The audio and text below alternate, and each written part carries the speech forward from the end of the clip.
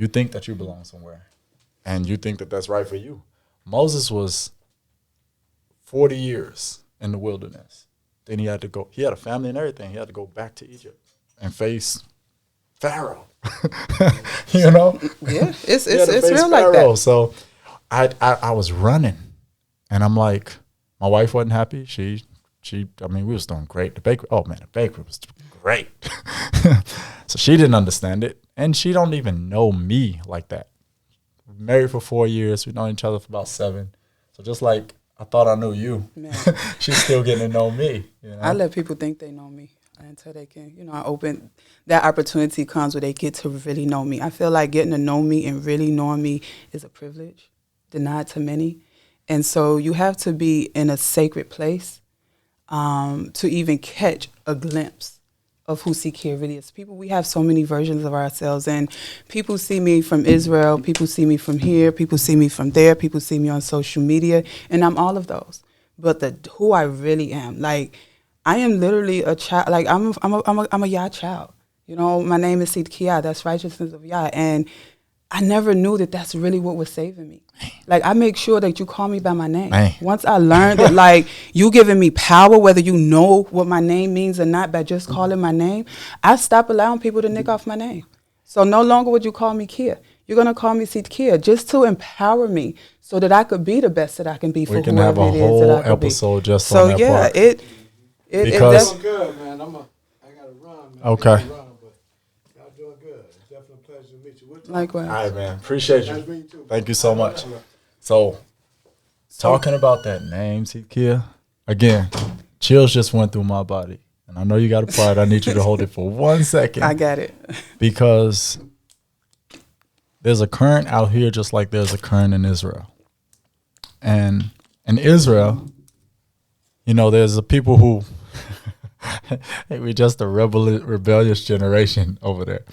And so you ain't got to do that. You could just do what you want to do. You can walk on the fire with this or whatever it is. Yeah. That's the generation there. But out here's a current too. And the current out here is, what's your nickname?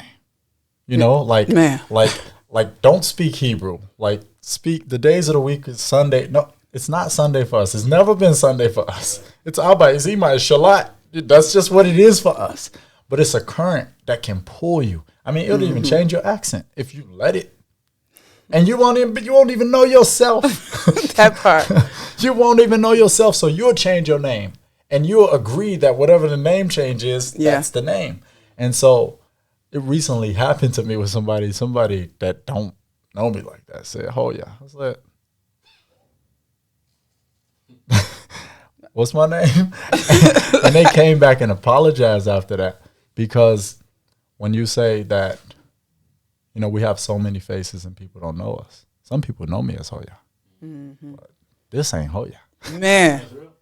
And you're not in a position to call and you don't even want to see me as Hoya. Oh, listen. And how about a lot of people don't even like that person? Right. Like, no, it ain't just people. I'm scared of that person. No, seriously. When I was in this group home back in Cobb County, and it was actually a white girl who was in a group home with me, and she named me Kia, and I ran with Kia for years to a point where people in Israel was calling me Kia. And I had to stop it because, again, you don't even want to know Kia. Because Kia ran these streets. Hey. And Kia was about that life. And unless we want, so we can just I take it real serious now about names. Even when I name my children, I take it really serious when it comes down to names, because I feel like your name is your destiny, and what you do with yourself and what you do with that time, with that name, has a lot to do with, man, where you going and your what you're going to do in life. Your name is definitely tied into your destiny. That part That's right for there, sure. yeah. Like, it's tied into there. And if you change your name, then guess what? Your destination changes. Yeah. So you got to be careful with people changing your name and you buying into a new name. That was the whole Toby thing.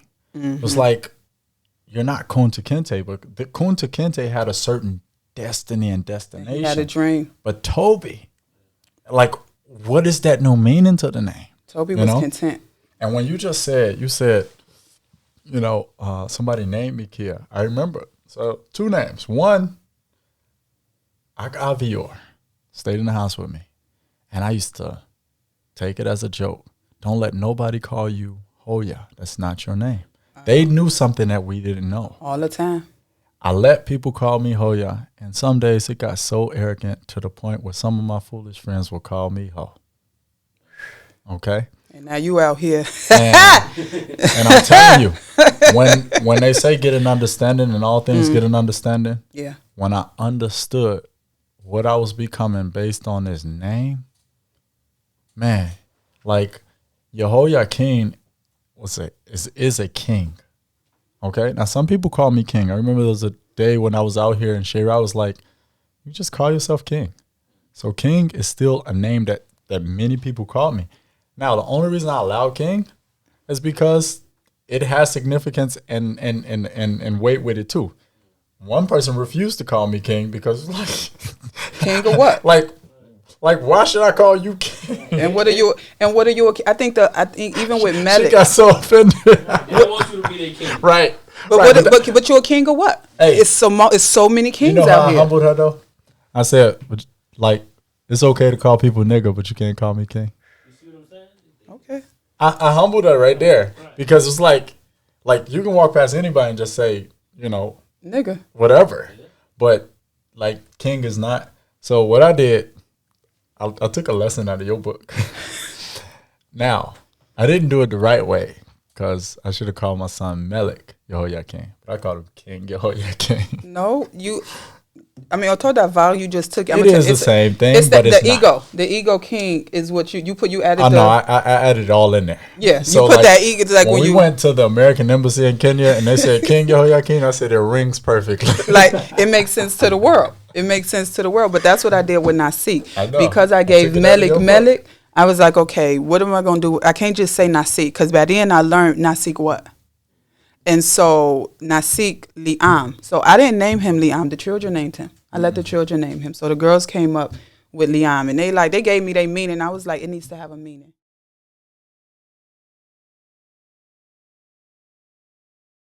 So my turning point, I had a couple of them. Because I know, so when I left Israel at 16, I knew that I had to get back because Lilach was still there.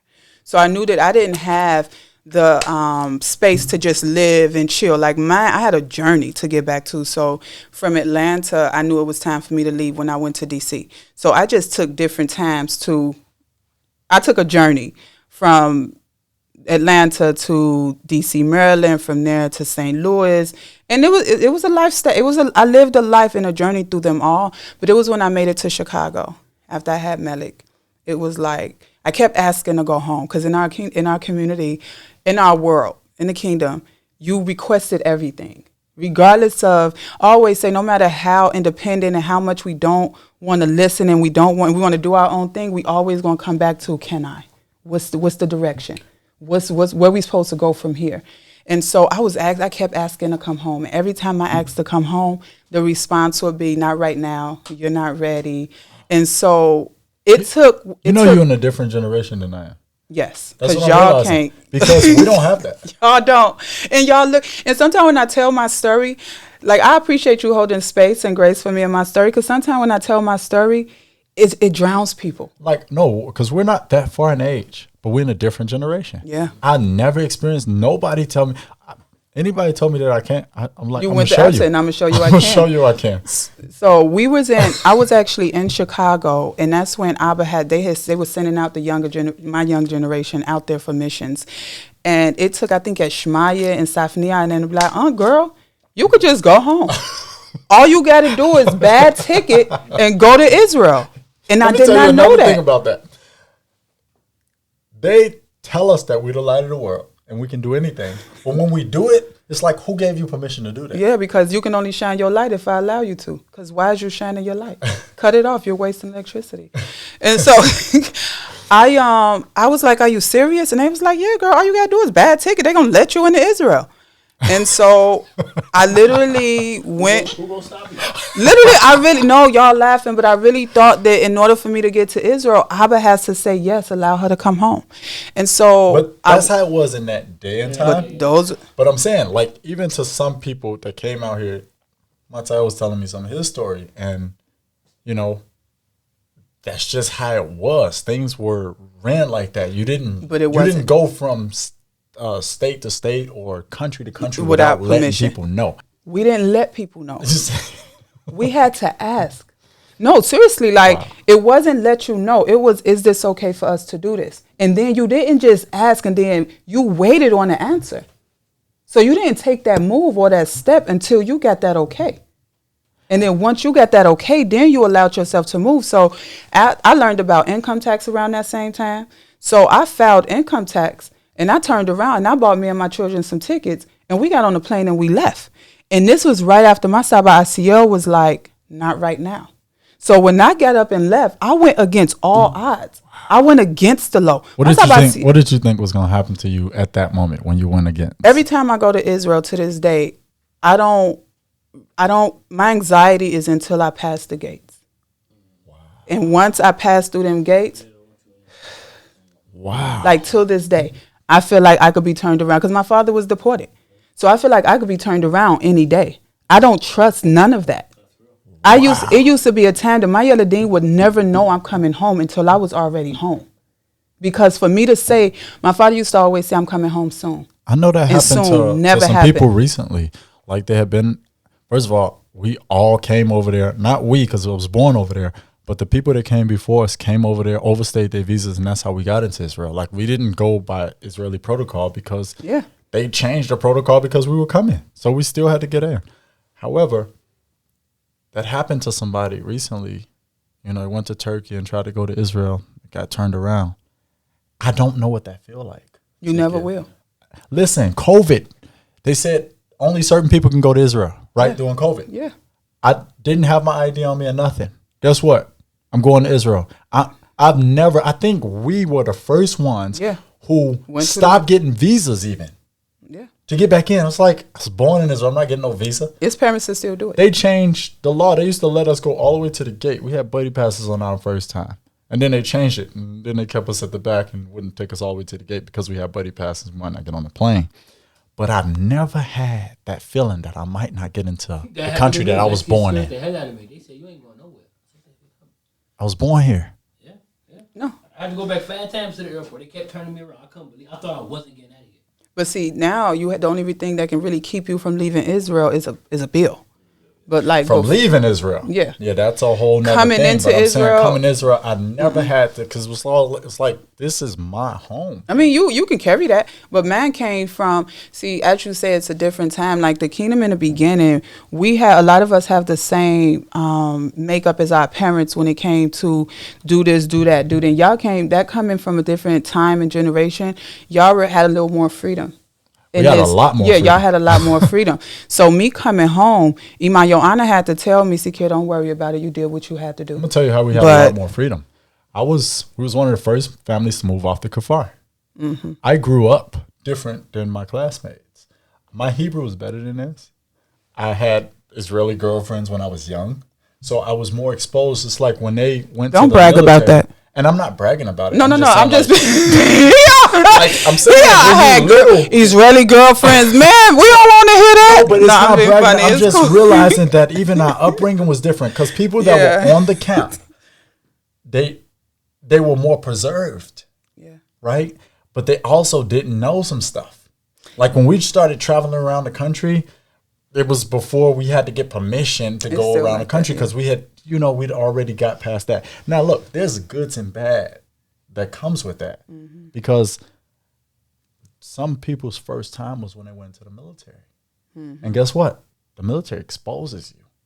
Now, there's nobody, you had learned everything that you learned at home, but now it's time for the test. Do you believe it? Do you know it? Do you know it? Do you know it? Do you even care, or can I challenge your belief and change you? How about I don't even have to challenge your belief? I could just change you because you don't even believe to even know. Yeah. And the military did that to me. It challenged me. I fought them so hard. But then I realized that I was just fighting them because I like to fight. Hold on. I don't want to get too far off the subject. Okay. I really want to know experience you had. As you said, I'm packing my bags, I'm leaving. I had already started raising my children. I was in a bad abusive relationship with Melik Saba, and I needed to get out. and I was tired. Like, I'm like, I want to go home. I want to raise my, like, I had missed Lee. Like, I had already started building a whole family without her. And so the moment I found, like, I've been ready. Like I told you, my whole journey was typical. I've just been waiting on permission to go. And so the moment I realized that I didn't need permission and that it was Israel who determines if you can come in the country or not, that's when, in 2007, I decided to pack my bags and take my children and come home.